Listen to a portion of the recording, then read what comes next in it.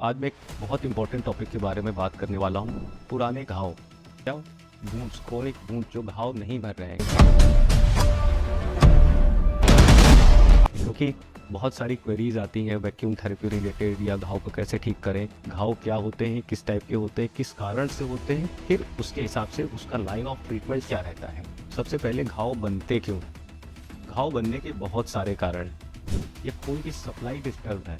ऐसे घाव मोस्टली पैरों में या फिंगर्स में या फिर पैरों के घाव देखने को मिलते हैं, जिसमें कि या तो खून ठीक से जा नहीं रहा है या ठीक से आ नहीं रहा है। इनका ट्रीटमेंट कैसे करते हैं? डायबिटीज़ ठीक करने के बाद फिर नेक्स्ट सवाल आता है कि डायबिटीज़ के घाव कैसे सही करें। नमस्कार, मेरा नाम डॉक्टर प्रशांत कुमार है और आज मैं एक बहुत इंपॉर्टेंट टॉपिक के बारे में बात करने वाला हूँ।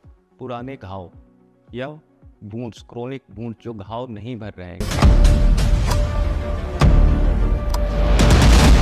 क्योंकि बहुत सारी क्वेरीज आती हैं वैक्यूम थेरेपी रिलेटेड, या घाव को कैसे ठीक करें। तो पुराने घाव को ठीक करने से पहले घाव को समझना बहुत ज़रूरी है। तो मैं इस वीडियो को कुछ पार्ट्स में डिवाइड करूँगा मैं, कि घाव क्या होते हैं, किस टाइप के होते हैं, किस कारण से होते हैं, फिर उसके हिसाब से उसका लाइन ऑफ ट्रीटमेंट क्या रहता है। तो हम सबसे पहले स्टार्ट करते हैं कि पुराने घाव जो भर नहीं रहे हैं। तो अगर कोई सा भी घाव है 3 महीने से ऊपर लग रहा है उसको भरने में, तो उसको क्रोनिक वुंड बोलते हैं। सबसे ज़्यादा कॉमन प्रैक्टिस में लोग बेड सोर देखते हैं, या फिर डायबिटिक फुट, या फिर डायबिटीज़ वाले मरीजों के पैर के घाव, या कुछ और बीमारियां हैं जिसमें कि घाव नहीं भरते हैं। तो सबसे पहले घाव बनते क्यों हैं? घाव बनने के बहुत सारे कारण हैं। सबसे पहले तो कोई चोट लगी हो, ट्रॉमा रिलेटेड घाव है। लेकिन सिर्फ चोट लगे हुए घाव ऐसा नहीं होता है कि नहीं भरते हैं। अगर वो नहीं भर रहे तो उसके पीछे भी कारण होता है। तो एक होता है कि ट्रॉमा का फैक्टर किस वजह से बने हैं। दूसरा पेशेंट फैक्टर, कि घाव जिसको बने हैं उसकी बाकी की कंडीशन क्या है। और थर्ड, उसका क्या ट्रीटमेंट चला है। ये तीनों चीज़ें मिल करके ही डिसाइड करते हैं कि ये घाव भरेगा या नहीं भरेगा, और अगर भरेगा तो कैसे भरेगा। तो कॉमन कंडीशन में आज की डे टू डे लाइफ में जो देखने को मिलते हैं पुराने घाव, एक तो ट्रॉमा या एक्सीडेंट हुआ है। दूसरा, पेशेंट बहुत ओल्ड एज है, एक्टिविटी नहीं, बॉडी में चलना फिरना नहीं, बेड रिडन है, मतलब बिस्तर पे ही लेटे रहते हैं। किसी भी कारण से हो सकता है चोट की वजह से हो सकता है कि उम्र की वजह से हो। तीसरा, कोई अंडरलिंग या शरीर में कोई बीमारी है, जैसे कि सबसे कॉमन बीमारी है डायबिटीज़, या किसी को टीबी। चौथा, अगर कहीं पर भी बॉडी में खून की सप्लाई कम है या खून की सप्लाई डिस्टर्ब है। ऐसे घाव मोस्टली पैरों में या फिंगर्स में या फिर पैरों के घाव देखने को मिलते हैं, जिसमें कि या तो खून ठीक से जा नहीं रहा है या ठीक से आ नहीं रहा है। तो ये सारी चीज़ें अलग अलग पेशेंट्स में भी हो सकती हैं, और एक ही पेशेंट में ये सारी चीज़ें भी हो सकती हैं। इसकी वजह से घाव नहीं भरते हैं। तो न्यूट्रिशन हो गया, ब्लड सप्लाई हो गई, फिजिकल एक्टिविटी हो गई, अंडरलाइंग कौन सी बीमारी है, और उसके अलावा उसका क्या ट्रीटमेंट हुआ है। क्रोनिक वुंड्स या पुराने घाव में अब मैं कॉमन घाव के बारे में बात करूंगा, जिसमें कि सबसे ज़्यादा कॉमनली आता है, सबसे ज़्यादा सवाल पूछे जाते हैं बेड सोर के बारे में। बेड सोर, जैसे कि बेड पे लेटे लेटे जो घाव बन जाते हैं। तो इनके करेक्टरिस्टिक क्या है, इनकी स्पेशलिटी क्या है, कि कैसे पहचानेंगे कि ये बेड सोर है।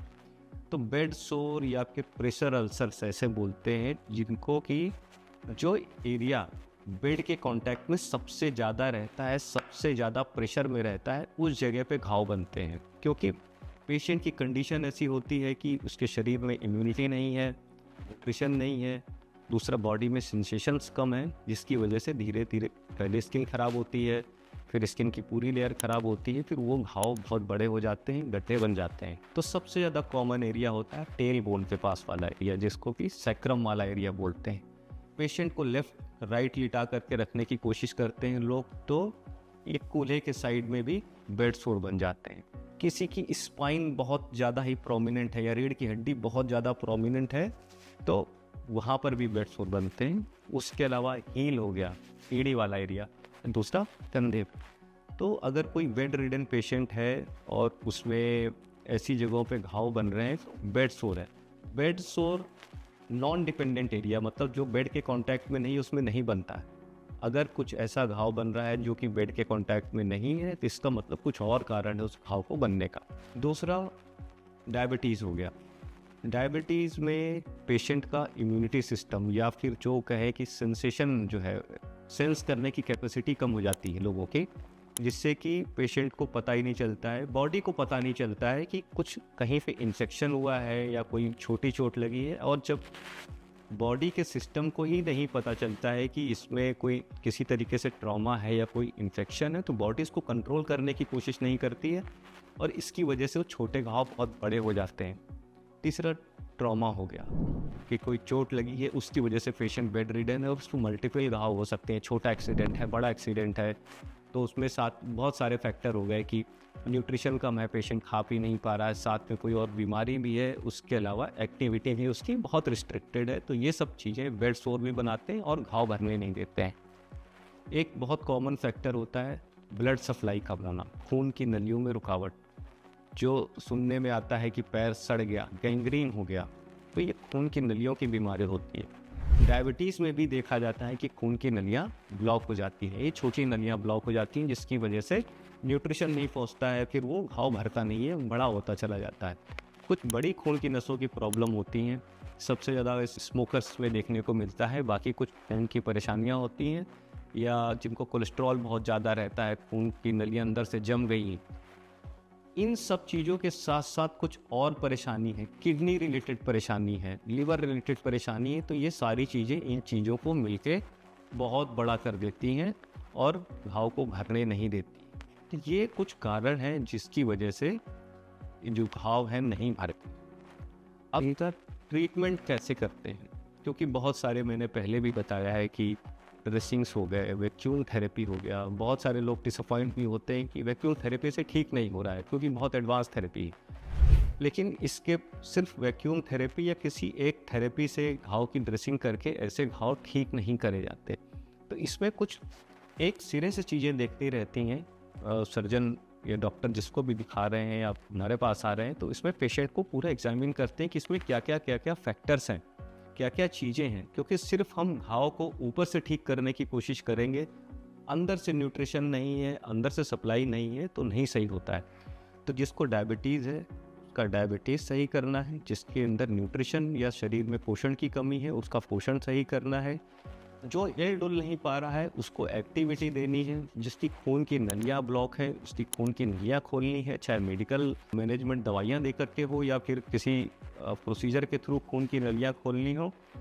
उसके साथ फिर लास्ट में आता है पेशेंट का पोजीशन और पोस्चर, कि उसकी पोजीशनिंग चेंज करते रहना है। बेड सोर के केस में स्पेशली इंपॉर्टेंट होता है ये कि पेशेंट का पोस्चर चेंज करते रहें।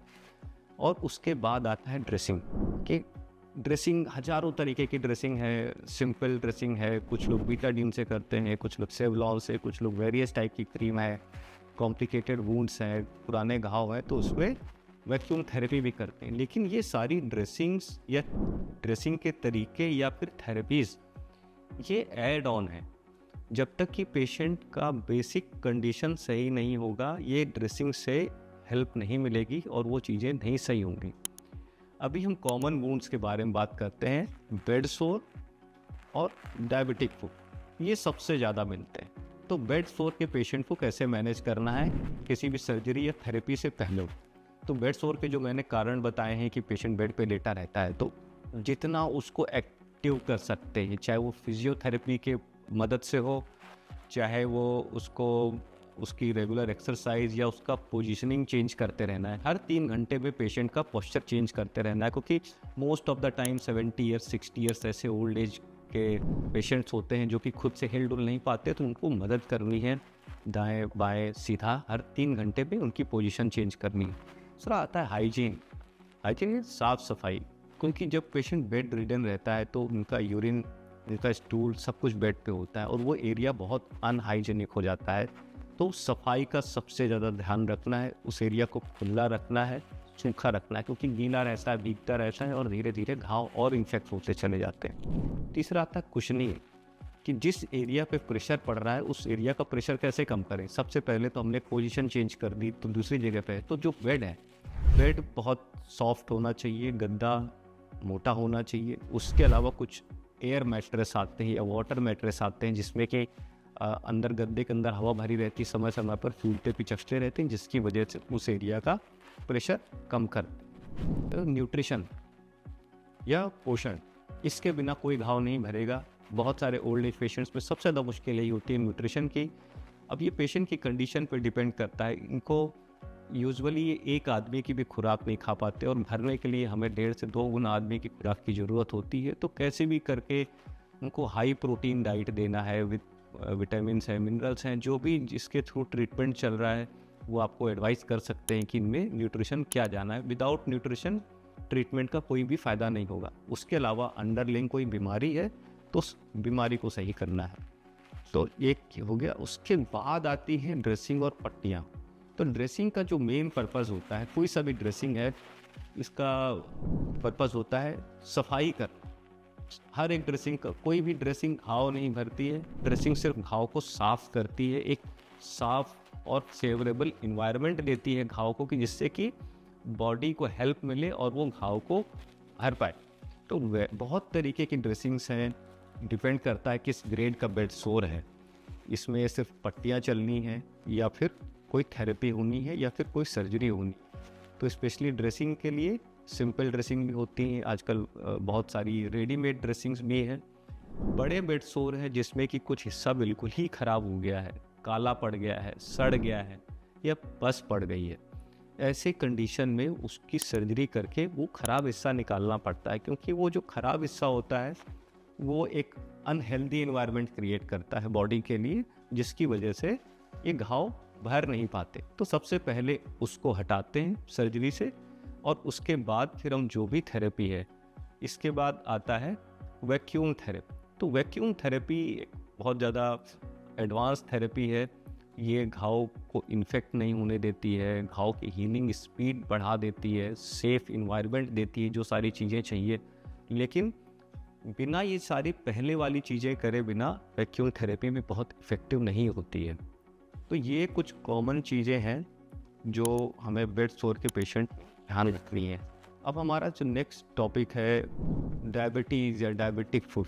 डायबिटिक फुट भी एक बहुत कॉमन समस्या है। सबसे पहली बात तो डायबिटीज़ के मरीज़ को सबसे ज़्यादा देखने को मिलता है कि इनको बहुत ज़्यादा गलतफहमी रहती है कि हमारे घाव बहुत जल्दी भर जाते हैं, जी डॉक्टर साहब खरोच आई थी और वो 4 दिन में सूख गया। इस गलतफहमी में नहीं रहना है। अगर किसी को, आपको डायबिटीज़ है या किसी की फैमिली में डायबिटीज़ है, शुगर है, अनकंट्रोल्ड है, तो उसको बहुत सतर्क रहना है। क्योंकि यूजुअली लोग बताते हैं किसी कीड़े ने काट लिया था पैर के अंगूठे में, कोई बोलेगा चूहे ने काट लिया था। ना किसी ने कीड़ा देखा होता है, ना किसी ने चूहा देखा होता है। या कोई बोलते पिन लग गई थी, ना किसी ने पिन देखा होता है। या किसी को लगता भी है तो वो चीज़ें बहुत स्पीड में फ्लेयर होती हैं। 99% टाइम में उनका डायबिटीज़ अनकंट्रोल्ड रहेगा। पेशेंट का हिस्ट्री लोगे तो बोलेंगे कि या तो दवा छोड़ दी है, या दिखाने नहीं गए थे, या फिर कुछ दिन शुगर सही आई तो उन्होंने जो है एक बार शुगर किसी तरीके से कम आ गई तो मीठा खाना स्टार्ट कर दिया, या डायबिटीज़ से रिलेटेड परहेज़ बंद कर दिया है। 99% पेशेंट में यही मिलता है। लोग बोलते हैं हम तो सैर करते हैं, लेकिन कुल मिलाकर के डायबिटीज़ अनकंट्रोल्ड ही मिलेगी। डायबिटीज़ में जैसे कि मैंने बताया था कि शरीर का सेंसेशन कम हो जाता है, शरीर को पता ही नहीं चलता है कि कुछ प्रॉब्लम चल रही है। जब पता ही नहीं चलता है तो उसको भरते नहीं है। और जो छोटे से घाव होते हैं ये इतने भी बढ़ जाते हैं कि कभी कभी जानलेवा हो जाते हैं, या कभी कभी पैर की उंगली या फिर पूरा पैर काटना पड़ता है। वो भी एक दिन में नहीं होता, ये बहुत लंबा समय लग जाता है। छोटे से घाव भरने में बहुत दिनों पट्टियाँ चलती हैं, वेरियस टाइप के ट्रीटमेंट चलते हैं। तो सबसे पहला इलाज डायबिटिक फुट का है कि डायबिटिक फुट होने ही ना दिया जाए। सर्दियों में अगर किसी को डायबिटीज़ है तो उसको स्पेशली इंस्ट्रक्शन देनी है कि सर्दियों में बहुत कॉमनली लोग मोजे पहन करके हीटर के आगे अपना पैर सेकते हैं, पैर अंदर से जल जाता है, डायबिटिक फुट और कॉम्प्लिकेट हो जाता है। या जिसको नहीं है उसको भी प्रॉब्लम से स्टार्ट हो जाती हैं। तो जिसको भी डायबिटीज़ है, अनकंट्रोल्ड है, तो उसको हीटर के डायरेक्ट कॉन्टैक्ट में स्पेशली मोजे वगैरह पहन के नहीं बैठना चाहिए, और थोड़ा सा डिस्टेंस बना के रखना चाहिए। हीटिंग के अलग मेथड है, रूम हीटर है, वैसे कुछ यूज़ करना चाहिए, और समय समय पे पैर इंस्पेक्ट करते रहना चाहिए। नेक्स्ट आता है डायबिटीज़ का ट्रीटमेंट। बिना डायबिटीज़ कंट्रोल किए डायबिटिक फुट को नहीं सही किया जा सकता। किसी भी तरीके कुछ भी काम नहीं आती है।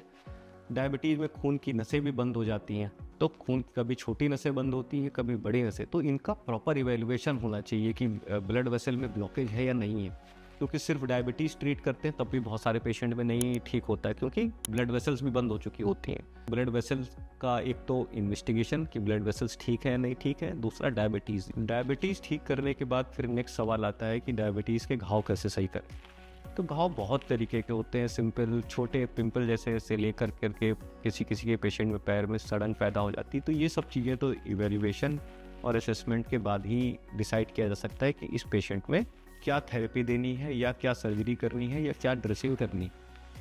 इसमें भी जो कॉम्प्लिकेटेड घाव हैं इसमें भी वैक्यूम थेरेपी का बहुत अच्छा रोल है, और वो डिपेंड करता है कि पेशेंट का घाव कैसा है और पेशेंट का प्रोफाइल कैसा है, अभी तक हम उसका क्या ट्रीटमेंट ले चुके हैं, उसके बाद कितना इन्फेक्शन है कितना नहीं है।